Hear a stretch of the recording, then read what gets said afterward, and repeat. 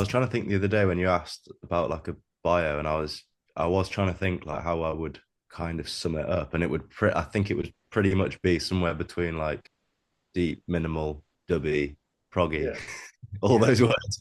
But it's yeah. definitely I'm definitely that sort of the darker sounding stuff. I definitely prefer making that kind of music. We'll make sure we put tall, dark, and handsome in the bio, but I don't Yeah. mind.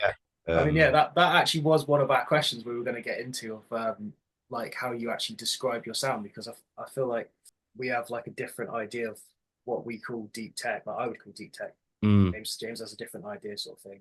yeah, But then I think everyone has like a different meaning of like minimal, deep tech. Like the yeah, dubby stuff, like I think is quite clear with it, but mm, the whole minimal deep tech situation, it's like, yeah. yeah, It's vast, isn't it? Like a lot of the music that I'm downloading or I'm playing, it seems to sit under that minimal deep tech yeah, like genre, if you like. But then I don't know. I still have that kind of not Balearic house, but like almost like bright house sound that that comes through warm, as well. So it's yeah, yeah, I'm not sure because I think that's like this the first kind of music that I started mixing was like Balearic house kind of stuff, and like the typical like defected stuff that everyone kind of starts with, and then yeah. like deep Palmer kind of stuff.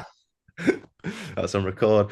Like the deep Palmer stuff and all that, and then obviously went into like Dilby was just like I just loved everything that he was making, and now I'm kind of moved away from that kind of stuff. Not really, I don't really listen to that kind of stuff. It's not what I really listen to anymore. I prefer the kind of tighter drum, minimal stuff. I'd definitely say. And now, like I'd say, one artist that's at the moment that's like massive for me is that Daniel Meister or Meister, however you say it. He's like that for me, like sums up the Yeah, sound I'm trying to make because he is like I feel like he covers everything. yeah. Like some of his stuff is so minimal, and then Another question for you then, man, is that like you obviously don't know how to pronounce Daniel Maestro's name. mm, I might have absolutely fucked it as well. Maestro.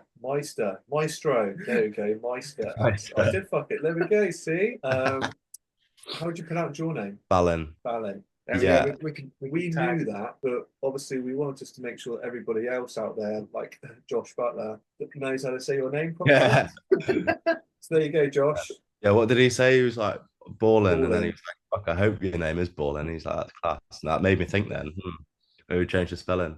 Ollie Baller. Ollie Ballyn. The next one was after your name. How did your journey begin, mate? And where was there a specific moment that sparked your sort of musical production journey that you realized, all right, I'm going to do that? Um, not I can't put a finger on production. Actually, I can, but I'll get to that. But the DJ side was in Barcelona. I ended up going to Barcelona for a mate's 30th birthday who I worked with. And then yeah, we came back from an event in Barcelona. We went to see what's his name now? It'll come to me. I'll tell you. Got back and Every he'd night. taken yeah, he'd taken his deck with him and they had them set up in the Airbnb that we were staying in. And that was like, yeah, I'm gonna give this a go. And then ever since then, got back, bought a controller. And then I never really thought about the production side. Loved DJing. And then I was away with work and it was during COVID time and we were pretty much anchored up, doing nothing, no boss on or anything like that. Pretty boring to be honest, 10 weeks away. And I just thought, yeah, I thought to download Ableton. And it was only really just to kind of be able to make a track or two to put in a mix of mine because I was really into mixing at the time, but I was in that was like melodic techno that I was into at the time. So that's what I first started trying to make was like like afterlife kind of Wow. style, which was Thank God you yeah. stopped. Yeah, I know, yeah. Yeah. I even had an afterlife hat. I loved it. That was the first like proper event I went to see. Started making that kind of music and then yeah, quickly realized just how Did you ever pretend to be the visuals, like when you're in the mirror? sometimes, but I'm not gonna say this being recorded. And yeah, and then I think just from there, kind of the main inspiration I think when I started was watching Dilby's YouTube videos, but the whole like the goal or the sound I was going for was definitely knee deep in sound, as you probably remember. That was like my Yeah, like absolute go-to sound, and everything that I was trying to make was energy. And then I yeah. don't know, I think it just evolved over time and tightened up and minimalized a lot since then. But quite happy with where it's at the moment. I Yeah, think man. it's literally taken like 2 years to find something that I actually Yeah, want to produce. But then I also don't want to. I don't want it to. What am I trying to say? I don't want to restrict it to just that. yeah. I'm quite happy for it to keep Just changing. flowing. Yeah, Where'd you get your inspiration from, bro? I can't say one thing because it changes so much. Because my sound changes so much. The amount of people I listen to and follow and all sorts of different genres. It's I can't really put a finger on it, which I think I like really because it doesn't restrict the sound to anything. Kind of take a bit of inspiration from everything. So, if you could pick your top three artists that you get your inspiration from in the different genres, or what kind of reference tracks you use, who are those top three? Let me just get my recents. I don't want to just don't want to miss anyone out. Oh, since the start, Mihai Popovicui for that kind of dubby deep sound. More recently, Daniel Meister, gotta be Maestro. Maestro. um, and probably probably Janeret or Janeret again. Not sure how you say it. Yeah. That's There's probably Janeret Janeret. or Yeah, Janeret, something like that. Yeah. Rihanna Ray. I'd say those three are probably the three biggest artists that I listen to. Like, do you ever pull up their tracks? Do you use them as like reference tracks within a project, or are you just like, I've used a lot of Popovicio's yeah, referencing. Yeah, I yeah, actually don't reference that much. I usually reference a track for arrangement yeah, and for like the first minute of a track. That's probably all I really reference, and then I kind of go off on my own yeah, tangent really there. yeah? Whether Same. that's right or wrong, I'm not really sure, but yeah, I usually reference the kind of initial groove of something and then see where it goes from my. Does help, I think, just to get the song going. Like, it's hard just to make the first few steps, but then once Yeah, you've got a bit of a groove going, then your own sounds or come across a sample that you think, oh, this is working with this groove, and then you just go off on your own way. yeah, But and yeah, it seems to kind of definitely work makes itself sense. out really. Yeah, And I'm very much like the way I'd say I work is like if something doesn't work in the first session, I won't go back to it. So I know like when Andy says to us, "Oh, you got so many good projects like to go back to and start." Like maybe one day I will, but at the moment I just think like, yeah, if something's not clicked straight away, I don't bother carrying on. I remember when we spoke to Steve actually, when we had a video call with Steve Kelly, and Hmm. he did something similar. I think he said to us that he will try and not finish a track, but mostly finish a track in Yeah, a session, and then if it's not working by the end of that, then yeah, he I remember him saying like he just won't go back and readjust it or spend days trying to pull it yeah, back into something. He'll just go that idea is just gone, move on. that might be where I got it from. I mean, Yeah, I actually Maybe. forgot to mention how big he was in this whole journey. Like I started with Steve.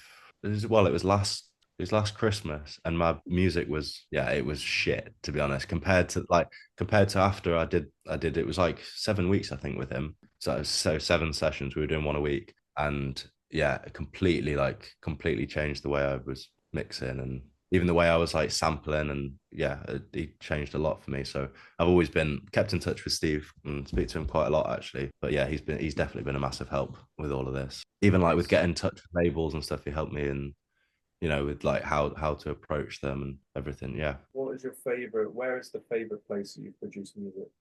It's gonna have to be French Polynesia. That's where I made Mantra.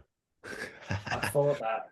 Yeah, so So do you just work solely like off your laptop all of the time? Do you ever plug anything else in, or you just literally headphones, laptop? just headphones and laptop. And actually, Uh, weirdly enough, recently I've actually been mixing through AirPods, the new AirPods, which might sound strange, but I feel like it when I listen to music that I listen to every day on my AirPods, and then I'll go into mixing straight after. It kind of I don't know. I'm mixing as if it's like how I want it to sound for the everyday listener, rather than like hearing every minute detail through my mixing headphones. If that makes sense. Yeah, yeah, 100%, man. So you're really making music for everyone, not just the DJ to Mm, blast the tunes. yeah, and That's even fair. even when I was away, I was actually just using, which might be crazy, but I was just using my Mac speakers because it was like enough to get something like a bit of a hook and something catchy Yeah, without kind of overloading on the minute details, and then I could go into that after and fix whatever needed to be, get a good idea down, and then worry about all the niggly bits after. do you have any go-to plugins? Diva pretty much used for everything. well, on every project for bass lines. But at the moment, it's been wavetable for bass lines. Ableton's wavetable. You guys wouldn't know. Would you? Nah. And we don't want to know either. Logic. So good. And then yeah, Tantra's massive for me. Use that quite a lot. Yeah, especially now with a lot more with the kind of Rominimal sound for those like weird, like glitchy, random sounds. Yeah, I use it a lot. I use Phase Mistress quite a lot as well now for those kind of glitchy percussion sounds, which is really good for. What's your goal? Just keep releasing better music, get some big labels under my belt, increase my social media following, and yeah, do more mixes. I think like that's what I started with music, like for making mixes and DJing, and kind of that's the whole reason I started production, is to incorporate that into DJ mixes. And then yeah, kind of just neglected that a lot. So because a lot of the music that I make, I don't ever really play or I don't really listen to. Like I make it, it's out, and then I move on to the next one. I kind of forget it. I want to be making music that'll last. Do you know what I mean? That I can carry on playing rather than it being released and thinking, shit, I'm over that already. How would you describe your sound then? Currently, speaking to you now with what I'm making over the last week or so, I'd say between deep minimal tech and Rominimal. I've always liked listening to Rominimal music, and I think it's only getting bigger. I think more artists are experimenting with it, and I think it's actually a lot bigger than it initially seems. Like the sound of it, like it encompasses a lot more than I initially thought. So yeah, I'm quite keen to see what I can do with that. On your goals, was there any sort of like big labels that you actually really wanted to hit this year? Like if you're able to say which ones? Yeah, Cymatic, go And that. I'd love to get on Micronica, which is yeah. I've been mixing a lot of their stuff at the moment. It's not like the reach of some of the labels that I used to kind of want to be on, but and a lot of their music is kept on Bandcamp and is not like the out on Spotify. But yeah, I love that sound. I love the events they do, and yeah, it's a lot of the music is the kind of sound I'm going for. So I'd definitely go Micronica. What is the most challenging part of making music for you? I'd say the most challenging part is is actually finishing it. Like I seem to be able to get something that I think works really well. Arrangement, I don't usually have too much of an issue with, and I usually arrange a track. I'll kind of get the 16 or 32 bars of the main bulk of the track, and then I'll pretty much copy and paste from the start and to the end from either side of that, and then work backwards and forwards, if that makes sense. So the arrangement I can get done pretty quick, because you guys probably know. I seem to, but then it's just I get bored quick, and I start to think like, start to second guess everything and think, oh, it needs to be more coming in and out here. And I think the more time that I spend in the studio mixing good music, I realize that so much more now, that like less is more, and it doesn't need to be evolving as much as I used to think. And if something works and is good, like don't need to change it too much. I know I've spoken to you guys before, so I feel like it needs more, but I still want to keep it stripped back and minimal. And yeah, you guys and the others in the group have said like doesn't need to, like don't. So yeah, I think that's the hardest thing, is just sometimes accepting that like actually it's enough, work on a few of the transitions and little effects, but once I've got to a place, like it's fine to actually just leave it as it is, rather than just keep adding and adding and adding until I actually get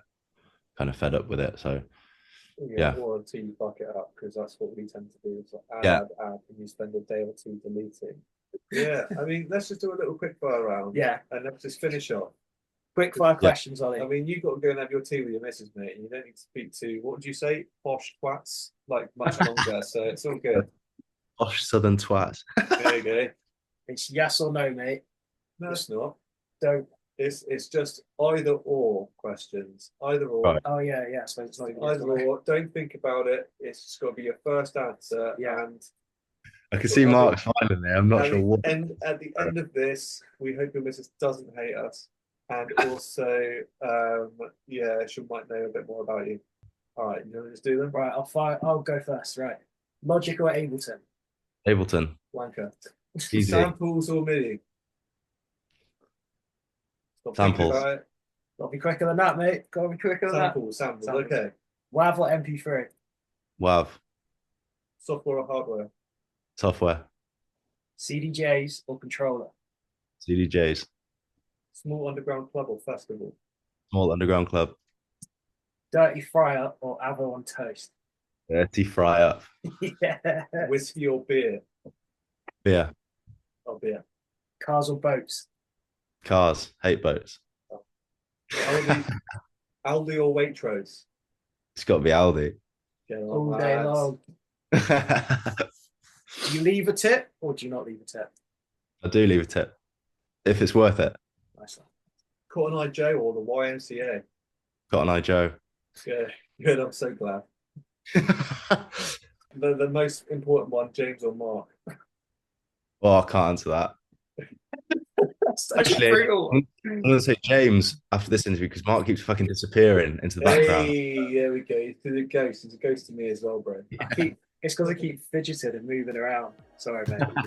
Oh, well done. Well done, Ollie. Cheers, man. That's Really fine. appreciate your time today as well, man. Like I know it's a lot just to kind of like sit here and speak to us for an hour, but it's it's all for a good cause. We hope that both tracks that you do with us are a success. Obviously, push as much as we can, and yeah, like let's keep on doing music together and keep on doing what you're doing, man. Because like you have a serious talent. No, I appreciate that. And it's good to actually finally meet you. Really feels like I have anyway. Leave you and love you, mate. We'll catch you on the next one. Okay, guys, we'll chat soon anyway on the chat. So Yeah, man. So speak soon. enjoy your weekend. And you, Yeah, mate. man. See ya. Yeah.